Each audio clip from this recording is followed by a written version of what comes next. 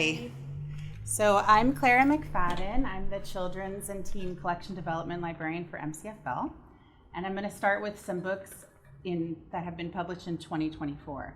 So some of them have just published and some of them are yet to be published. So things that I'm excited about. So the first one is Built to Last by Min Lei and Dan Santat, who also wrote, as we'll remember, the wonderful Drawn Together, award-winning picture book. This is the story of two kids who build entire worlds out of blocks and cardboard and imagination. When the blocks crash, they usually find it funny, but when their latest creation falls apart, it strains their friendship until they discover they've actually been building something far greater, a sturdy, solid friendship. Next, we have Being Home by Tracy Sorrell, illustrated by Michaela Goad. This is coming out in May of 2024. It's the story of a young Native family moving back to their ancestral land.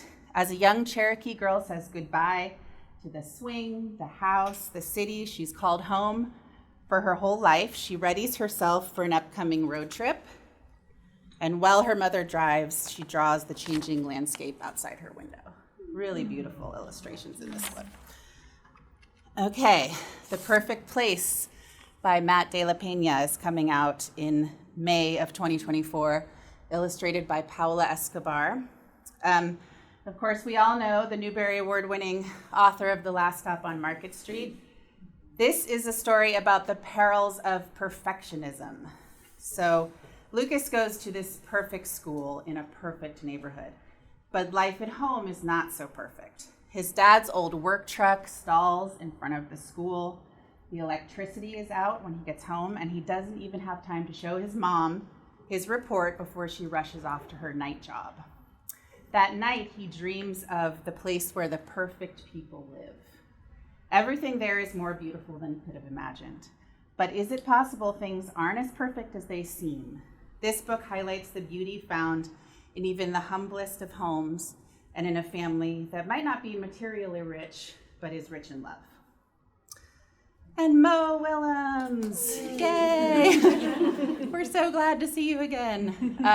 Are You Big and Are You Small? Are You Big came out in February. Are You Small is coming in June. These are both early learning concept books that explore the relationship between size and scale in typical Mo Willems hilarious fashion. So very excited about those for our Concepts Glade, everybody.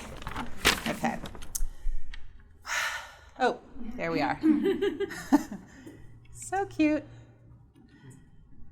Oris and Timble, The Beginning is a new easy chapter series from Katie Camillo, illustrated by Carmen Mock, coming in April of 2024.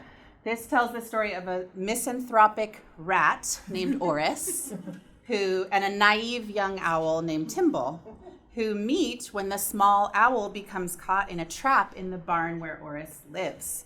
So Oris has to decide whether to help Timble, even though owls are rats' natural enemies, predators. So this is the first of 3 easy chapter books celebrating unlikely friendships, the power of sharing stories, and doing the right thing. And it draws on the parable of the lion and the mouse.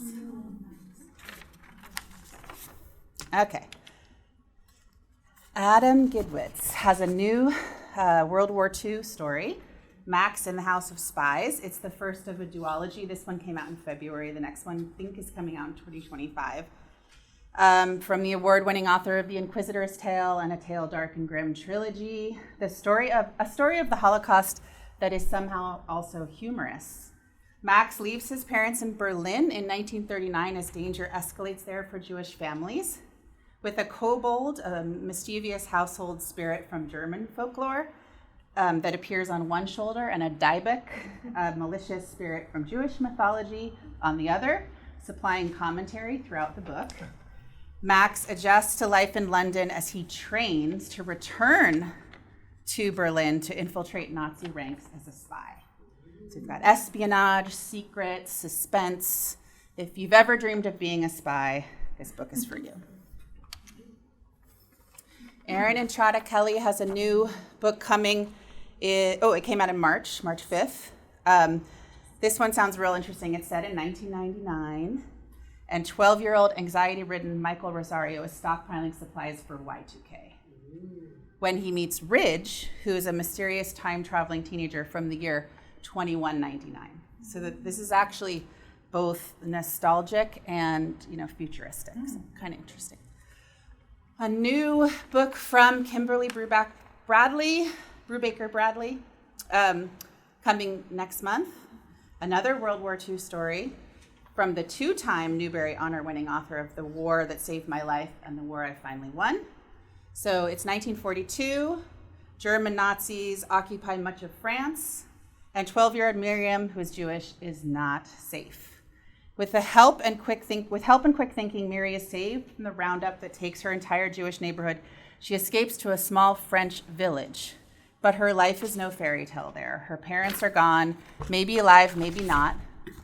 Taken in at the boarding school near the chateau, pretending to be Catholic to escape Nazi capture, Miri is called upon one night to undertake a deadly task, one that spans the castle grounds, its bridge, and the very border of freedom. Here is her chance to escape, hopefully to find her parents, but will she take it?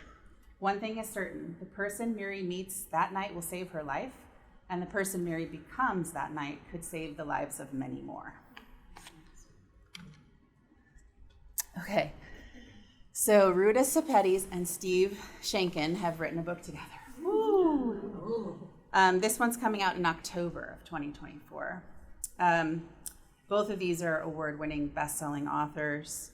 It's a middle-grade historical adventure that follows 2 siblings at Bleckley Park, home of the World War II codebreakers, as they try to unravel a mystery surrounding their mother's death, which is somehow linked to the Nazi Enigma cipher. So that one's going to be great. Summer at Squee by Andrea Wang. This is another Newbery Award-winning author who's written a new middle-grade novel about a Chinese-American tween who attends a Boston-based Chinese cultural overnight camp and the many ways that it transforms her. And finally, just for fun, I wanted to throw in one graphic novel. This is We Are Big Time by Hannah Khan. So this is an energetic graphic novel with humor and heart, inspired by a true story. Aliyah is a Muslim teen who joins an all-girls hijab-wearing basketball team at her new school and learns that she has much more to offer than she ever imagined. It's perfect for fans of the crossover and Roller Girl. Thanks, all.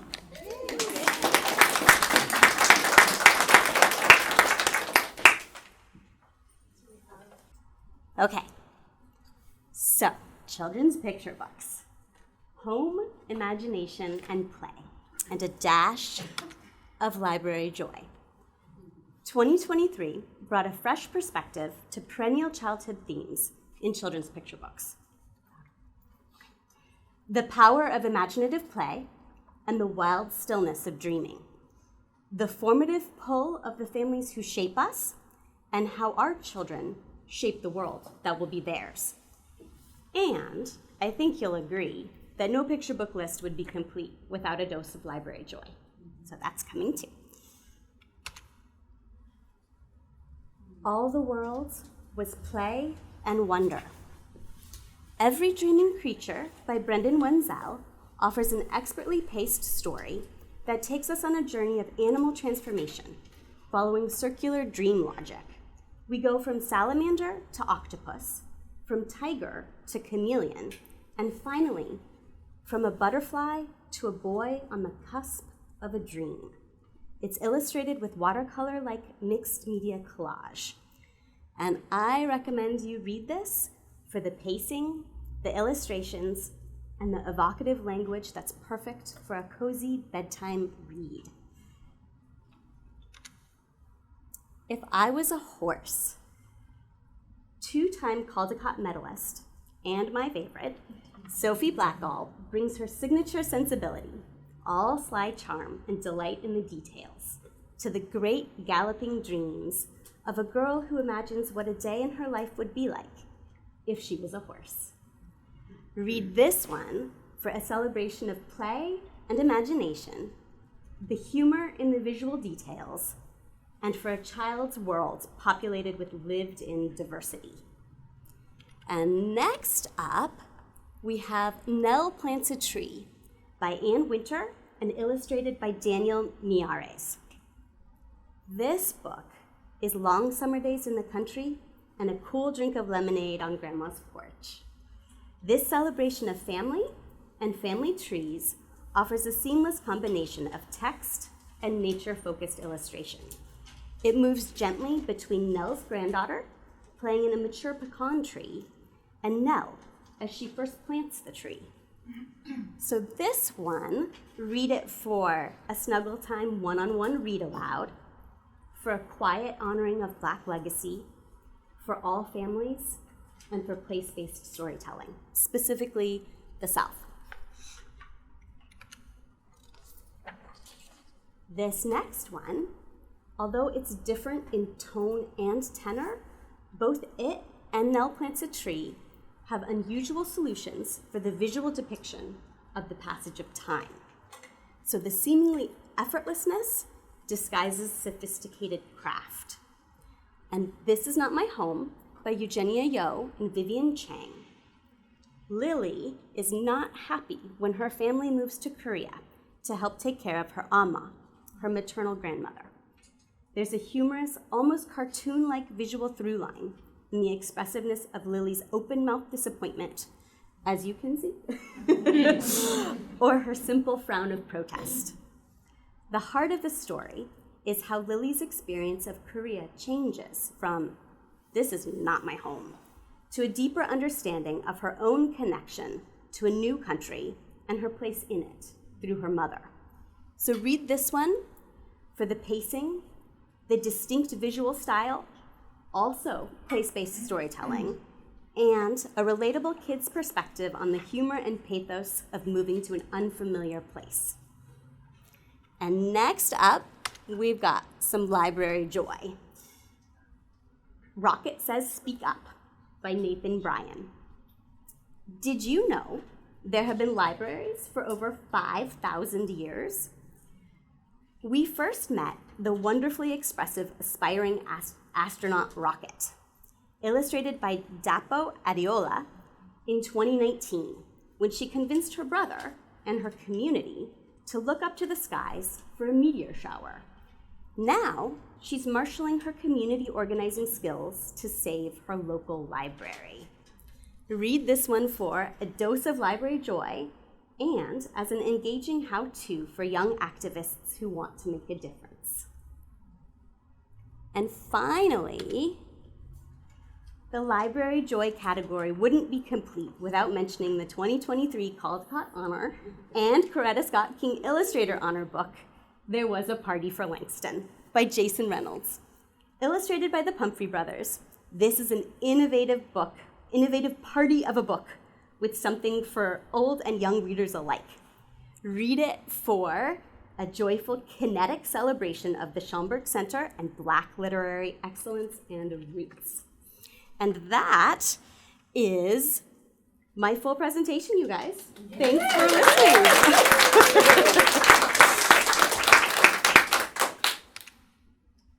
And pretend I have magically transformed into Vanessa. So I wish that Van could be here with us because she put a lot of time and energy into this list. And if you check out her Bibliocommons list, it's very robust. It's over 20 titles. We're just going to hit the highlights here. And Vanessa Waring is a longtime community library specialist at Bolinas Library, and she has the beating heart of a children's librarian. So she offers us an expansive and thoughtful view into the world of social emotional learning. So let's dive into Big Hearts and Big Feelings. This is a collection of picture books that aim to strengthen social emotional learning, help build empathy and belonging, and so much more. These books can spark conversations and deeper understanding between educators, caregivers, and their children with topics that explore big feelings and what to do with them, teach mindfulness and other techniques to manage big feelings, encourage the development of healthy identities and feelings of belonging, build empathy and show how to maintain supportive relationships, model making responsible and caring decisions, and also embrace a diversity of perspectives and cultures. This book list just scratches the surface, highlighting recently published titles that cover social and emotional learning themes. So, you know what? Let me just. Okay.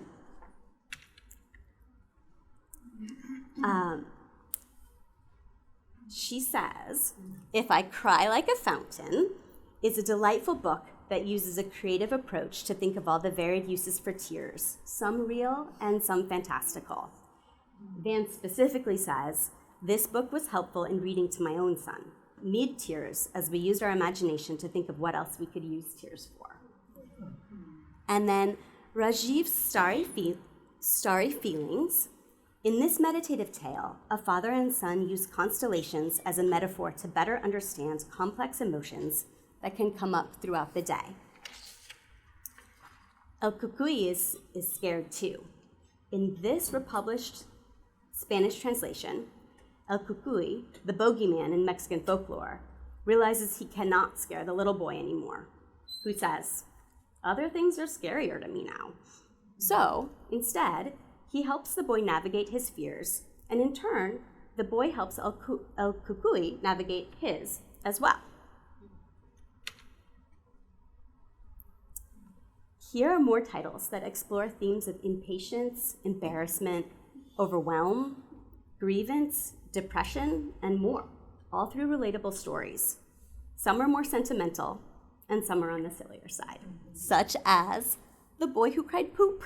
In this playful and humorous book, we learn that sometimes accidents happen, and readers are assured that even when you are feeling most embarrassed, you're not alone.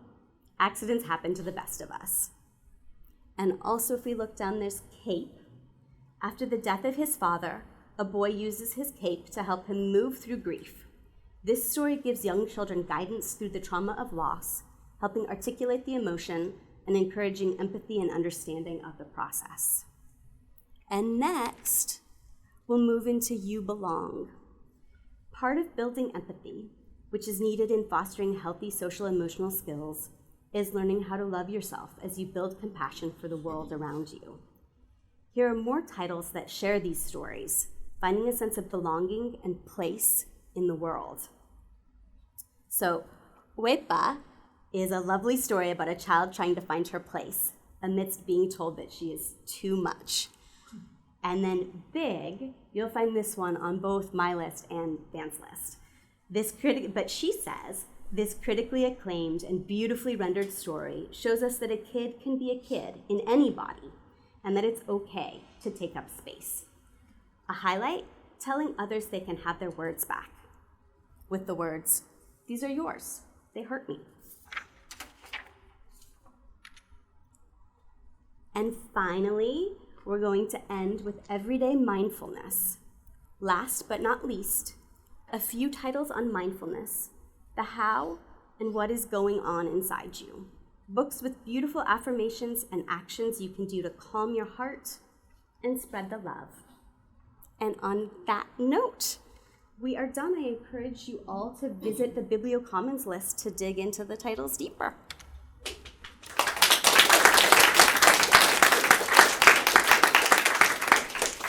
Hi, y'all. My name is Alex Parada. I am a community library specialist in the smallest branch in the system in Inverness.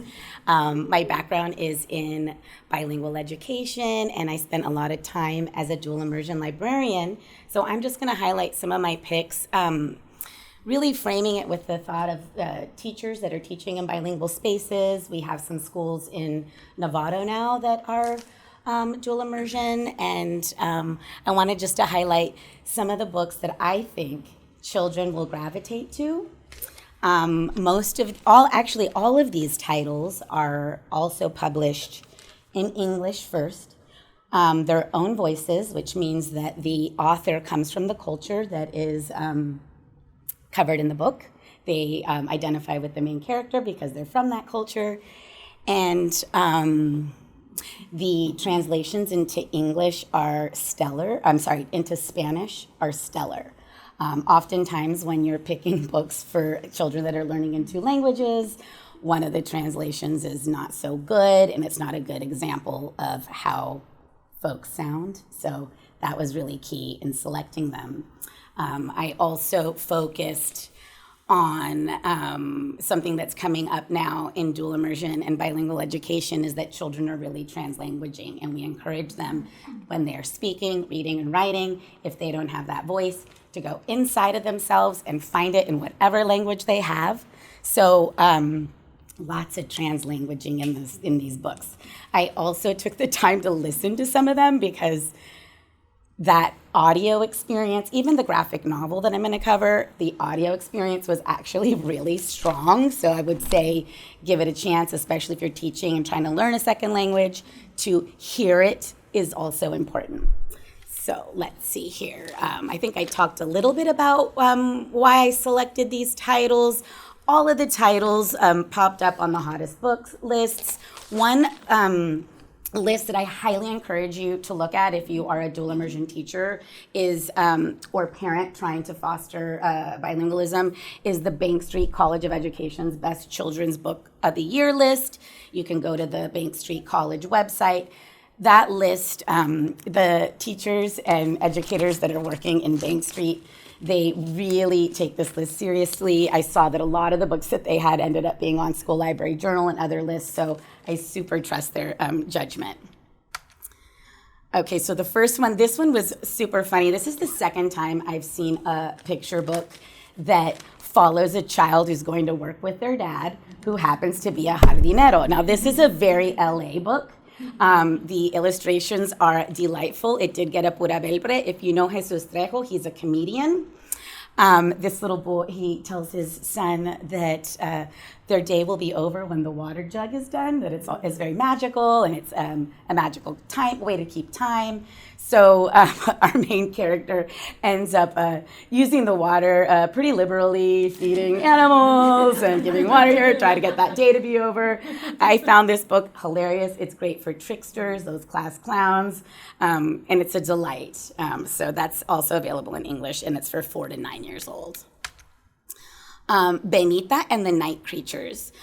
This is a fabulous story because it brings in the Peruvian folklore. So when you're in a dual immersion program, we also want to strengthen that third pillar, which is cultural competency, cultural awareness.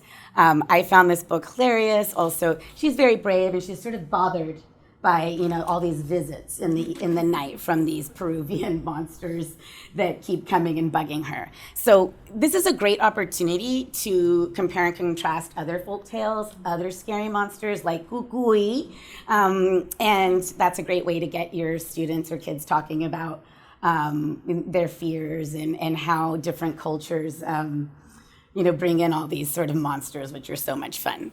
And it is available in English. The illustrations are incredible. Cocorreto is actually a couple, the husband and wife team. And this is their second book that they've illustrated. Okay, let's see here. A Plate of Hope. If you know me, I'm a huge fan of the biography. I think the kids that come into my story time are like, oh God, who are we going to learn about today? So I really find that picture book biographies, when they are paired with a little bit of video or photos of the person in real life, helps for the children to really make it real for them. It brings that person to life because you're seeing these dibujos or illustrations, and they say, oh my God, are they a real person? Yes, they're a real person. For a second or third, or kindergarten first, bringing that to life and sort of drilling that home is really important. They always get really lots of questions about well, are they alive, today, or how did they die? It's like, okay.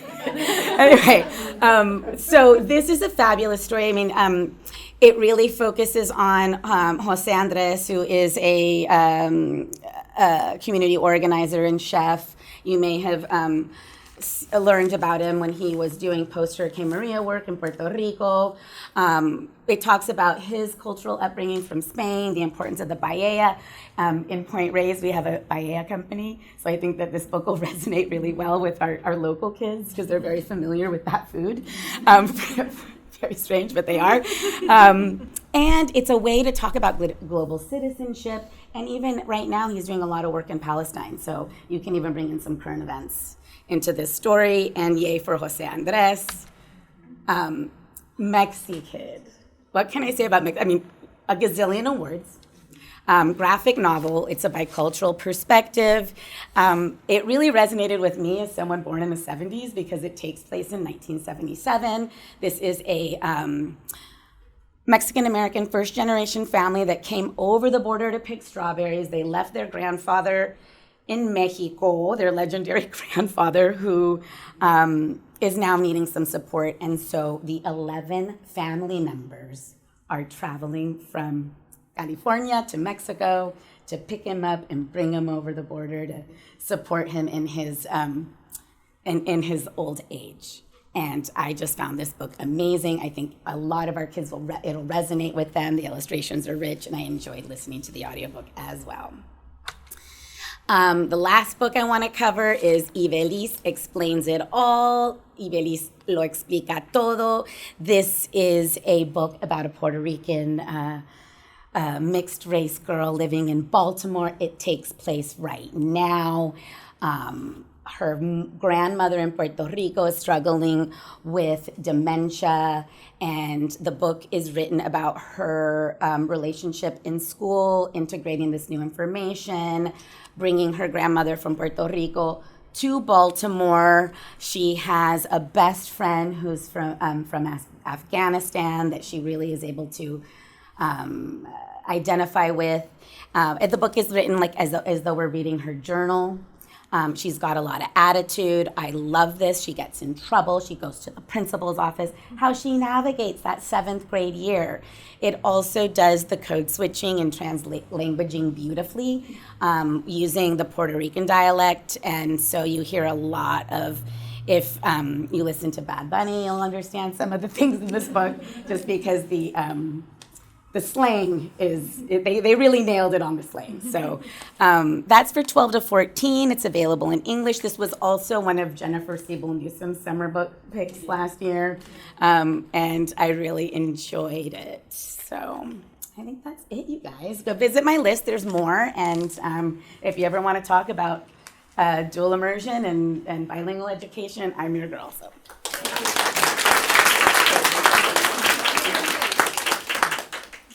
All right, well, that was a perfect segue to picture book biographies, which is an area of publishing that's really blossomed in recent years and was exciting to delve into. I'm Madeline Bryant. I am the senior librarian in West Marin. I'm a children's literature lover and happy to share these titles with you today. All of the books I'm going to talk about were published in 2023. It's a set of colorful picture book biographies which celebrate and illuminate the lives of lesser known and famous individuals from around the world. They cover themes of bravery and courage, determination and tenacity, justice and equality. They're great for ages 5 through 12, adults who are young at heart, or anyone really interested in learning about the lives of extraordinary people. And I hope you all enjoy them as much as I did. My first pick was, or my top pick, I had to narrow it down. I'm going to cover my top favorite 3, is Jovita Wore Pants, the story of a Mexican freedom fighter, written by Aida Salazar and illustrated by Molly Mendoza. As she runs, rides, and explores the outdoors around her home in rural Mexico, a young Jovita dreams of wearing pants like her father and brothers. The illustrations.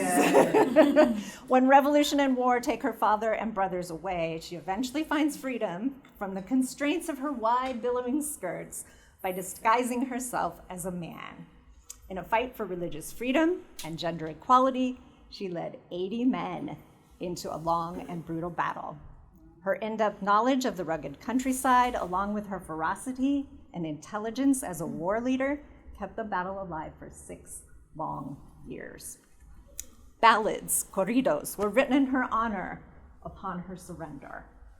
She went on to lead a long and colorful life, always in pants. The bold and bright illustrations, which won a Caldecott honor, are sure to sweep up readers in this extraordinary true story.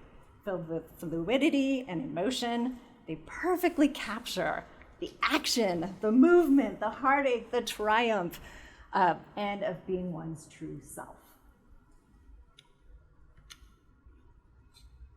This was another one of my favorites. You gotta meet Mr. Pierce, the storied life of folk artist Elijah Pierce by Chiquita Mullins-Lee and Carmela Van Fleet, illustrated by Jennifer Mack Watkins.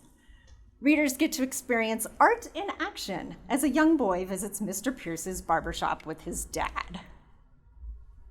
Ever since he was a child, Elijah Pierce, son of a formerly enslaved man, carved animals, stories, and even songs into wood. As an adult, this self-trained, modest artist filled his barbershop with all kinds of unusual wood-carved creations. He eventually made thousands of unique pieces which attracted attention and accolades, eventually breaking new ground by winning one of the highest honors in the world of folk art. Down-to-earth woodcut illustrations, themselves folksy, combined with clever collage, which incorporate Mr. Pierce's art, are a fitting complement to the text. As Mr. Pierce liked to say, your life is a book, and every day is a page. Readers will enjoy turning the pages in this ode to a lesser-known Black artist. And another one of my top favorites, Love is Loud, How Diane Nash Led the Civil Rights Movement, written by Sandra Neal Wallace and illustrated by Caldecott Honor recipient Brian Collier. I wish I could read this whole book to you, because it is begging to be read aloud.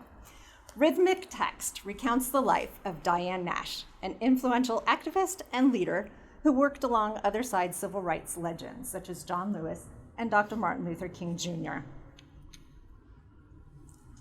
Co-founder of the Student Nonviolent Coordinating Committee, Diane led thousands of young protesters in lunch counter sit-ins to integrate Nashville's restaurants. She worked to ensure that the Freedom Ride in 1961 continued despite violent resistance. Demanding, commanding, resisting, persisting, she dedicated her life to defending civil rights, women's rights, and social justice, promoting peace instead of violence. Brian Collier's vibrant collage art perfectly pairs with Wallace's bold and lyrical words that pop from the page, and as I said, beg to be read aloud. There's no more timely message than the one that Diane promoted throughout her life. Love is fierce, love is strong, love is loud. And for my full list of books with other amazing titles and people, check out my BiblioCommons list. We've got a lot of good ones here. It was hard to narrow it down. And that's my presentation.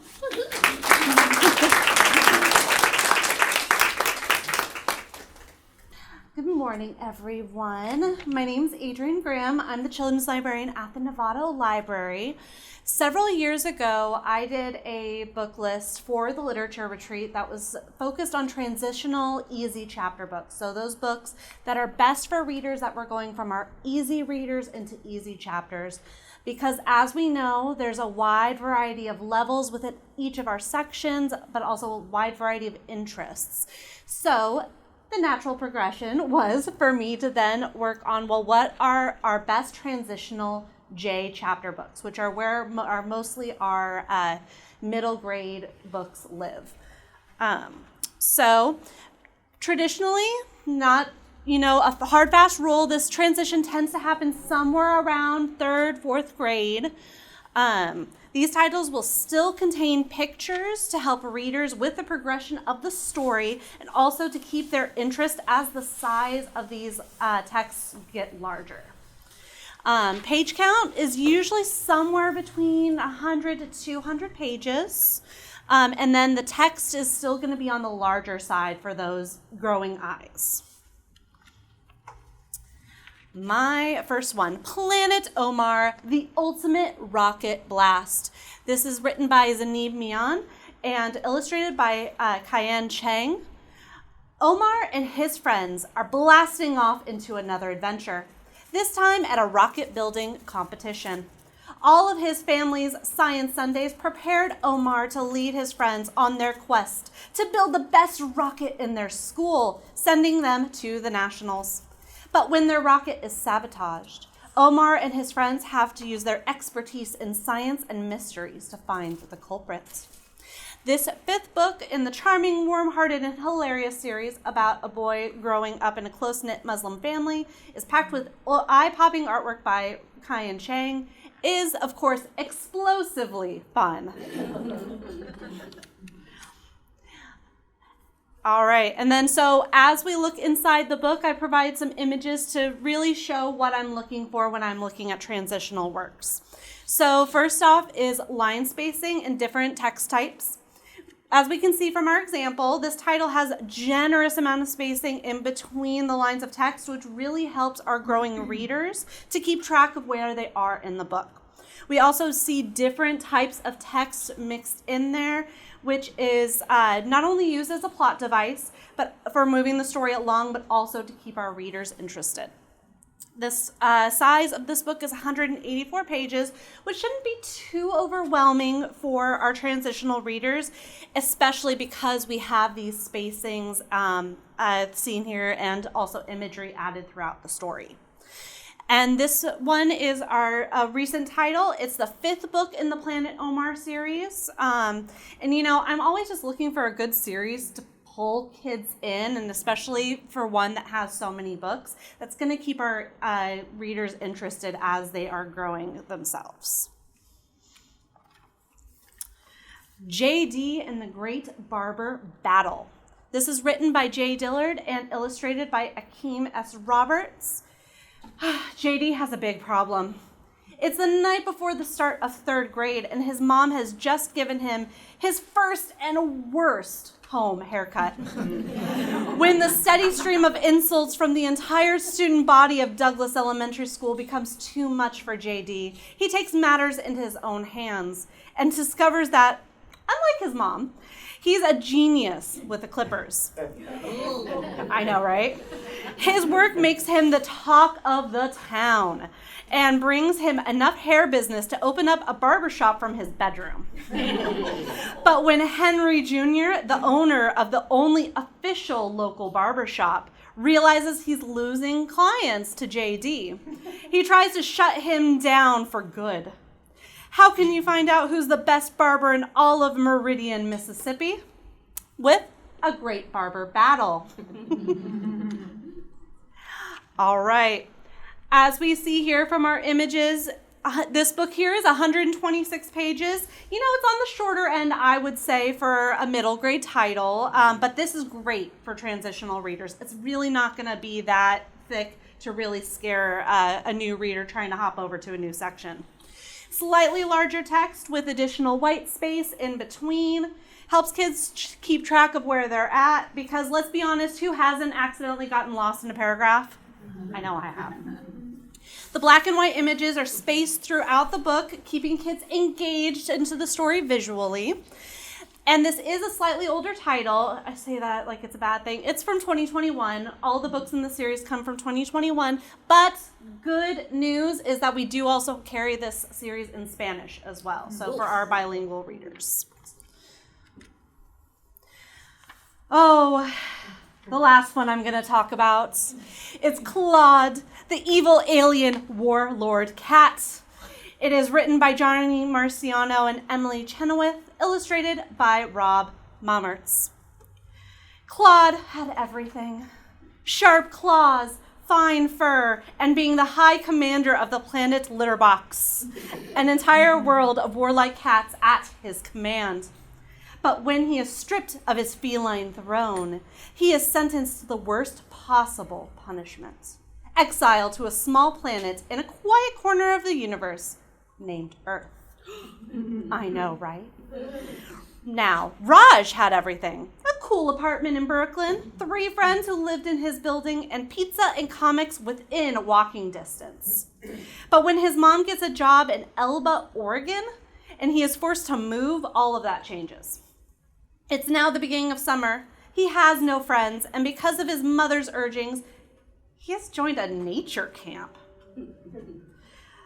But it's only when his doorbell rings and he meets a furball of a cat that Raj begins to think maybe his luck is turning a little bit around. We'll have to see about that, All right.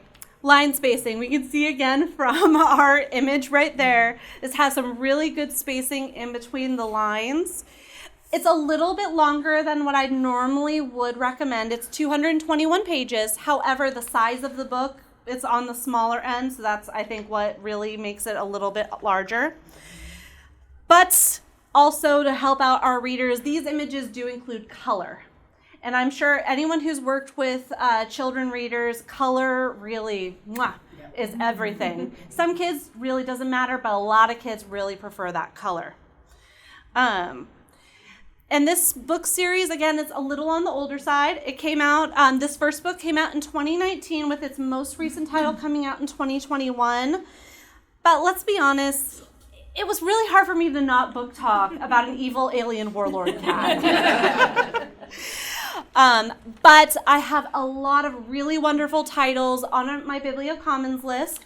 Please check out, it's called Transitional J Chapter Books. And there's a lot from not only recent days, but also some that are oldies, but really goodies. So I hope you guys check that out for your readers. Thank you.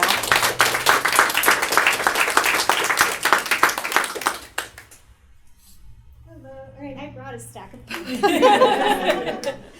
All right. My name's Iris Meinhoff. I'm the children's librarian at the Fairfax Library. And last year I did nonfiction, and I had so much fun that I'm doing it again. So I put this quote here from naturalist Nicola Davies. I think it really captures the importance of nonfiction books, the access to texts that reflect and explain the diversity of the world and what it contains. She actually has a wonderful book called Diversity that's about animal diversity. Nonfiction really gives context to the world around us and helps children understand how and why things are the way they are. And we all know those kids who only read nonfiction, but I think, there's such beautiful nonfiction now that looks like picture books and so I think it's great to remember. Okay, this year I've kind of loosely organized it by age. And so this slide has books for younger kids. Most of them are presented in that familiar picture book way. So yeah, I brought Butt or Face to a preschool class yesterday, and it went over just as well as I hoped. So in that one, there's a photograph of like a part of an animal, and then you have to guess if it's the butt or the face. And they got it right like half of the time, so it's good. But the one that I brought with me is such a gorgeous book. It's called What's Inside a Caterpillar Cocoon? And I'm always talking about caterpillars and chrysalises, like in story time, and I finally had to look into it, and I was like, well, what really is the difference? Just to make sure I'm telling you the right stuff. So this book is all about that, and the pictures are really amazing. At first I was a little disappointed because really there's only one picture of what's inside, one page about what's inside of a caterpillar cocoon, and it doesn't really say much. It says its old body becomes soup-like and a brand new body is created. And so I was like, well, that's kind of disappointing. Like, I thought the whole book was going to be about this. But then it sent me off on kind of a little research thing about caterpillars, which is fascinating and I highly recommend. So I think I brought it because I think it's cool that nonfiction can kind of send you down those journeys. Like, you're like, well, this didn't give me what I wanted, so now I need another book or I need a little video. But this book is really, it's not disappointing. It's beautiful, and the illustrations are really great. Okay.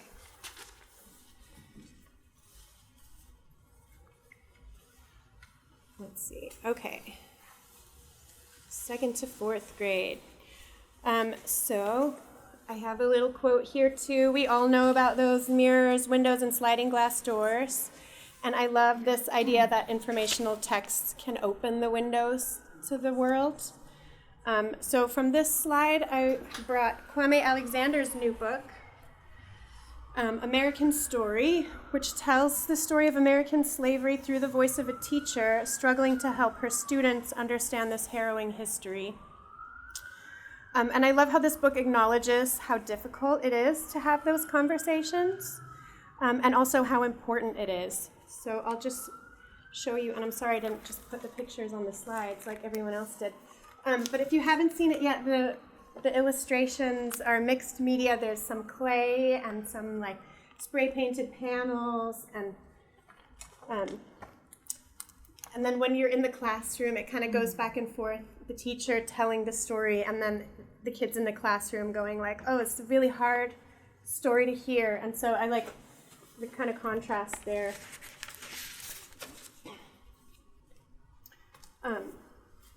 Oops. And I think, the author and illustrator do a really great job balancing the horror and the hope and the struggle and the strength. It kind of tells both and goes back and forth. So that one's really great, especially for starting those conversations. I'm sure you've all had teachers be like, well, how do I even have that conversation? And I think that book is a great place to start. Okay. Big kids. There were so many great nonfiction books lately. I think these are all from last year for this age group. I just started reading The Mona Lisa Vanishes, and it's so good. Yeah, it's really like an adventure tale. And then, this is less exciting, but I do think another important part of nonfiction is the exposure to other kinds of texts, like timelines and graphs and, things that kids will see later.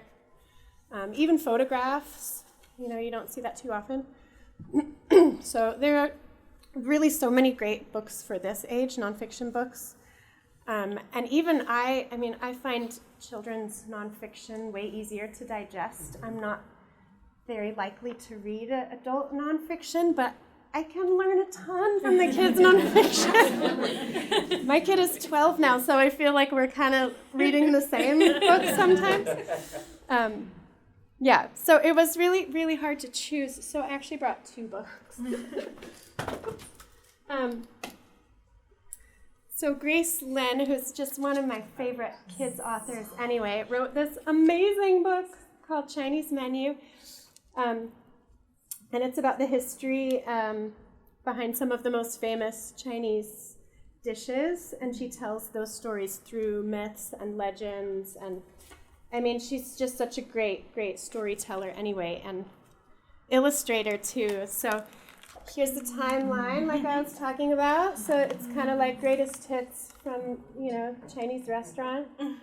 And the time frame, and then there's a little legend that goes with each. And then her drawings are so great. Like the whole book is just perfectly illustrated, and she's so good at that. Okay, and then the last one.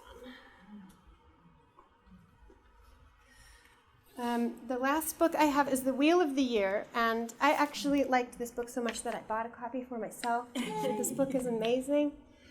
It looks at the ancient traditions and spiritual practices, mostly of ancient European cultures, throughout the year. It's the Wheel of the Year, so it talks about the equinoxes and solstice and then the in-between. And it also, look at these end pages.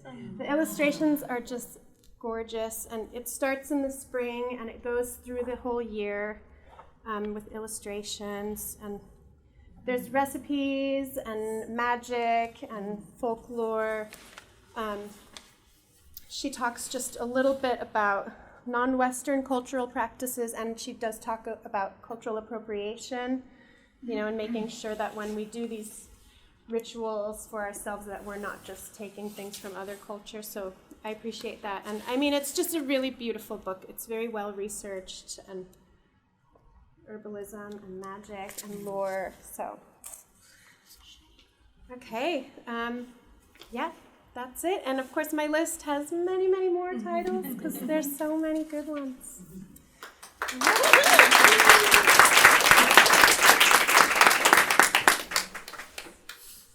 Hello, everybody. Hi, Brian. Hey. Okay, so I am our last presenter before a break. So again, I am Brian Campbell Miller. I am the South Novato Youth Services Librarian, and I'm going to cover juvenile graphic novels. And one of mine was already mentioned a little bit by Alex, the Mexi Kid, but I will go into a little different take on it as well. So I looked at Map Makers and the Lost Magic, Akeem Alul Dreamer, Mexikid, a graphic memoir, Click Volume 4, and a special guest edition. So Map Makers and the Lost Magic. This was written by Cameron Chittock, and the art was by Amanda Castillo. I actually saw her at a convention in the city the other day, and amazing talk.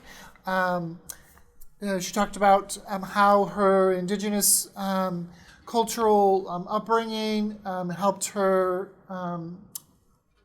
draw these characters and bring them to life. So, growing up in a totalitarian state, stripped of your heritage and history, sometimes an accurate map is the strongest form of rebellion. Of course, magic, talking animals doesn't hurt as well. There will be adventure, humor, and quilting. Strap in for the beginning of fun and heartfelt series. So yes, this is the beginning of a series. I highly recommend it. The next book we will look at are two graphic memoirs. The first one is Mexi Kid by Pedro Martin. As you heard before, this family trip to end all family trips with a cross-border shenanigans. Let's see, here we go. There is deceivingly undeceased deers dancing in the Winnebago, fizzling fireworks, a heroic abuelo who fought in or around the Mexican Revolution, touching, humorous cultural exploration of the family, bonds, and what it means to be somewhat Mexican versus somewhat American. I really love this. They talked about all the different things of growing up in the 70s, the snack foods. Every time they stopped the Winnebago, they would get out and see how much their allowance and the money that they had brought in picking strawberries back in California. The parents let the kids keep the money that they earned. And so some of them bought lots of candy. Some of them bought dubious fireworks. And some of them bought comic books, only to find out they were in Spanish. Ooh. So they had to work and decide if they still liked Super Duper Man or whatever the translation version of their heroes. Okay, the next book in the graphic memoirs was Akeem Alul's Dreamer. This was an interesting one because he is a mixed race, Ukrainian and African heritage. He began the beginning of his life in Russia and then moved from Russia to Africa for a while, and then moved eventually to Canada. And he felt rejected for both being too dark for Russia and too white for Africa. He found happiness and some adversity on the ice as a hockey player, and eventually he lent his voice to a movement to get more people of color into sports, including hockey primarily. So it's a really interesting story. Next, we have Clash and the Click series. I don't know if you guys have seen these, but they're very popular. The one I looked at the most was Clash. Personally, I picked it because I liked the smirking. Just like, and she's like, oh, what's going on? So this new girl moves into town, and the main character tries to befriend her, and she's not having it. So there's dealing with bullying, some new student dynamics, divorce, girl friendship dynamics, with a satisfying ending. So I would definitely recommend picking this one up. So our next example is our special guest, an old favorite, Garfield. So these go off the shelf as soon as I put them up. Garfield's just like that. This series of graphic novels, collections of comics, fly off the shelf as soon as they come back. The 45th anniversary of the world's most famous orange cat, sorry Heathcliff, has just occurred. So grab some of his greatest hits, you cool cats and kittens. That's a Lion King reference if you haven't seen the show. But seriously, there are some kids that put these on hold, stock the shelves. These are just extremely popular for some reason. I mean, I don't know how these kids relate to Mondays and lasagna and stuff like that, but they do seem to. And I don't know. I find them humorous, but not as humorous as the middle schoolers that check this out, and late elementary schoolers. So that concludes the actual books, but I would like to say juvenile graphic novels are a great stepping stone for new readers, picky readers, non-readers, and those with differences in learning styles. The images can help model emotional displays, explain more complex concepts more clearly. Ooh, I love alliteration. Than words alone. And don't be afraid if your student is drawn to graphic novels more than traditional literature. Any reading is good reading. Yes. Thank you. We will take a short break. So grab some coffee, tea, or snacks. Thank you, everybody.